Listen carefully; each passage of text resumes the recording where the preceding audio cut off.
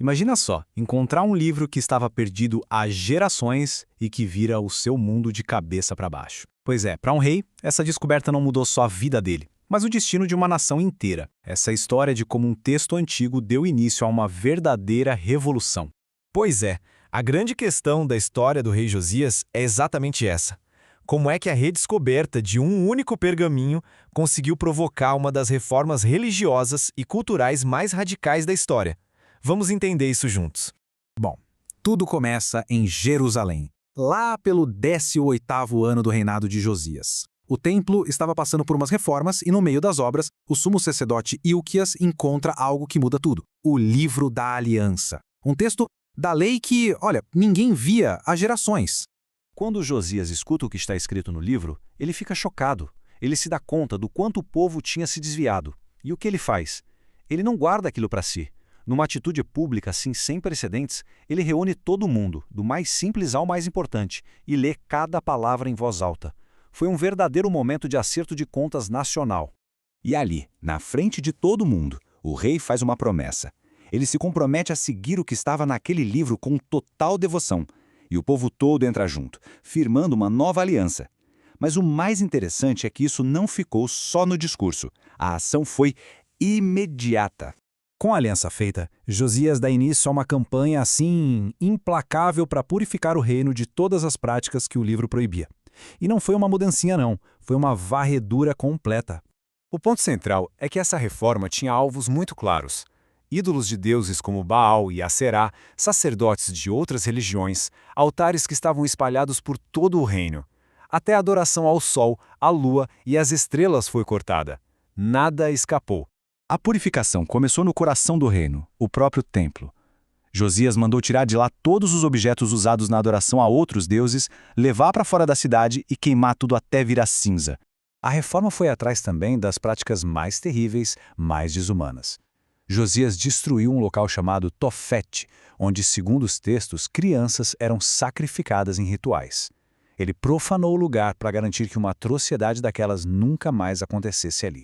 E isso aqui mostra o tamanho da ação dele. Ele não estava só corrigindo problemas recentes. Ele desfez o que gerações de reis antes dele tinham construído, derrubando altares que existiam há séculos. Era como tentar apagar um longo histórico de mistura religiosa.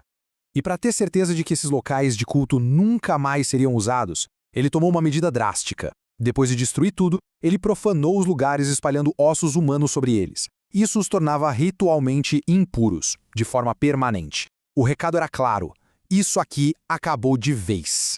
O resultado foi uma transformação total. O reino, que antes tinha vários deuses e altares por todo lado, passou a ter um sistema monoteísta super restrito, com toda a adoração concentrada em um único lugar, o Templo de Jerusalém. Foi uma mudança gigantesca na identidade da nação. Com a purificação completa, Josias estava no auge. O reino estava unificado seguindo uma única fé. Parecia que tudo estava perfeito. Mas é exatamente aqui que a história dá uma virada brusca e trágica. No 18º ano do seu reinado, o mesmo ano em que o livro foi encontrado, Josias ordenou a celebração da Páscoa. Mas não era para ser uma celebração qualquer, não. As crônicas da época dizem que foi um evento sem precedentes. Uma celebração tão grandiosa e fiel à lei que não se via nada parecido desde a época dos juízes, séculos antes. Esse foi o ponto alto do reinado de Josias, a coroação da sua grande reforma. Mas o que choca é a rapidez com que tudo acaba. Olha só essa linha do tempo. No ano 31 do seu reinado, 13 anos depois daquela grande Páscoa, Josias comete um erro de cálculo fatal. Ele decide marchar com seu exército para interceptar o faraó Neco do Egito e acaba morto em batalha. Um fim abrupto para uma era de tantas transformações. A morte repentina desse rei reformador deixou um vácuo de poder e uma pergunta enorme no ar. Será que a obra de uma vida inteira conseguiria sobreviver sem ele?